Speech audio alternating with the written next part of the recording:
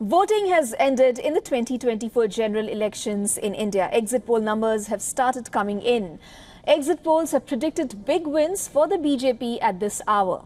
The India News D Dynamics exit poll has said Prime Minister Narendra Modi will return for a third term and that the NDA will get 371 seats. The poll has given the India bloc 125 seats. The Republic Bharat PMark, on the other hand, has said that the NDA is getting 359 seats. It has predicted 154 seats for the India bloc.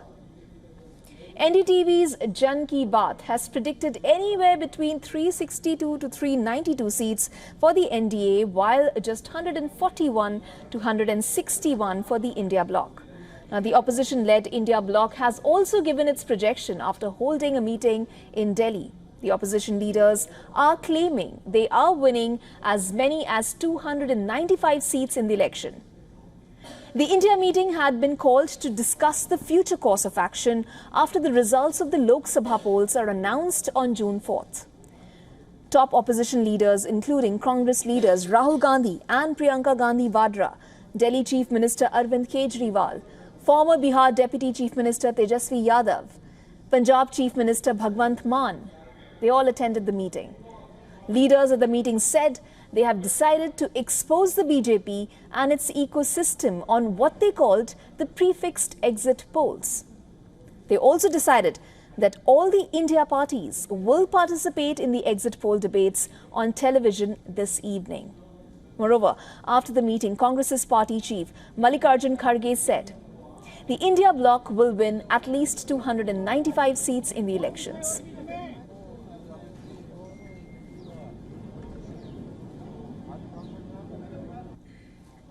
The same was reiterated by Delhi's Chief Minister Arvind Kejriwal. He also said that the India bloc is moving towards to form a strong and stable government on its own.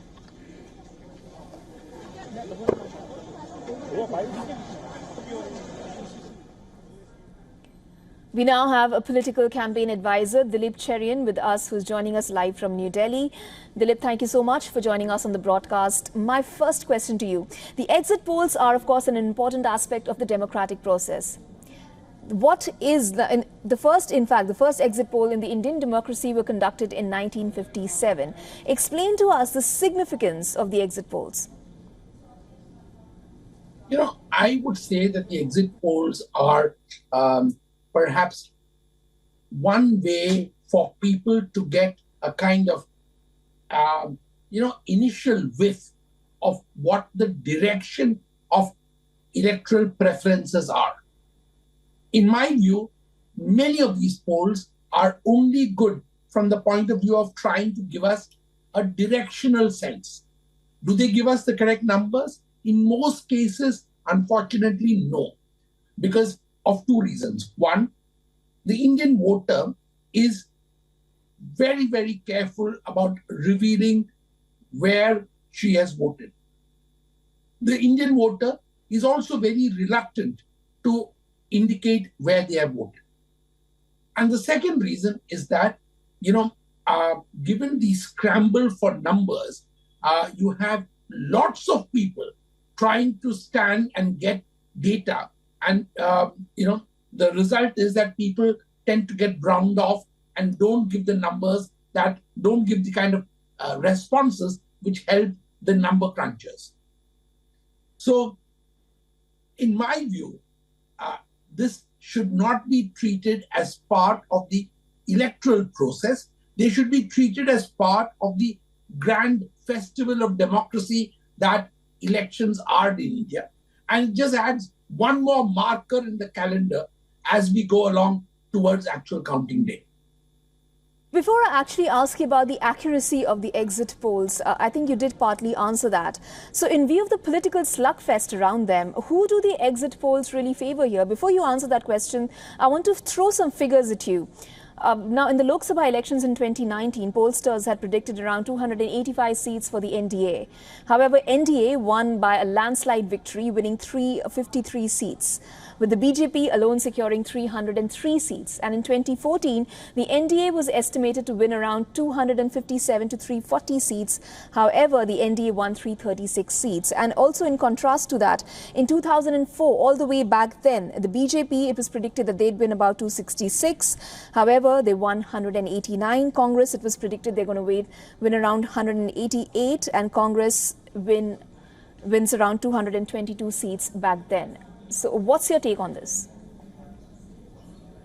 Let's look at the trend as far as the BJP is concerned. If one uses the same metaphor that you use, I would say that in 24, we saw the rise of a BJP wave. In 2019, it strengthened into a tsunami. The question before the pollsters today in 2024 is whether the tsunami has abated or whether it has reduced to a wave. Those are the real choices that are poised before pollsters today. The electorate has indicated what they want, and those are in the boxes. And the boxes get counted on the 4th. So I would say that the way to look at it is trend analysis. And the trend of 2014 got accentuated to 2019, where it reached, in my view, a crescendo. So the question today is, does a wave persist, or is the wave calming down? Considering the poll results will be announced on June 4th, and considering your argument just now, would you at all say that the exit polls are extremely important? Or are they not? I would say I tend to look at exit polls as direction setters or direction indicators. You know whether your guesses and your analysis is heading in the right direction. At the moment, the exit polls suggest that the NDA is going to emerge very strong. And I think that seems to be the consensus all along. So I would say that it isn't throwing up any major surprise. And probably that's the direction that we should expect on the 4th. Now, is this going to be borne out in terms of actual numbers? I think this is where the excitement of those who play with these numbers exceeds the accuracy that today's estimates can have. And very often, that is where they tend to make a mistake. In fact, most of the pollsters who are being polled, and the polls of polls, which are also being used, are all based on people who've had varying successes as far as the track record of correct prediction is concerned. Sure. So overall speaking, more to you, a celebration of the festival of democracy. I would say that the way to look at it is to treat it like the buying of popcorn before the movie actually begins. So at the moment, the excitement is about what flavor of popcorn to buy, what are the choices, what are the tubs, and then on the 4th is when you actually get to watch the movie. So from the latest numbers that we have right now, BJP seems to be opening accounts in Tamil Nadu and Kerala as well. So would you say that BJP is making gains in the south? There's no doubt that the BJP has actually focused a humongous effort in the south. Whether it is the Prime Minister sitting on at Vivekananda Rock in meditating, the signals by the party have very clearly been two things. We have almost maxed out as far as most states in the north are concerned. And if India is to have a harmonious single image, it's important for us to be seen as a party that is relevant in the south. So far, that hasn't been possible.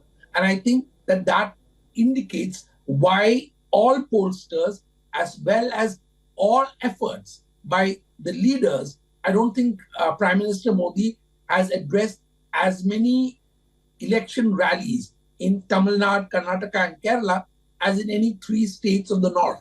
So that indicates the level at which the efforts to make penetrations into the south are concerned. Okay. Dilip, thank you so much for joining us on the broadcast right now. We will keep coming back to you through the course of this. For now, thanks a lot. Thank you. For all the latest news, download the WION app and subscribe to our YouTube channel.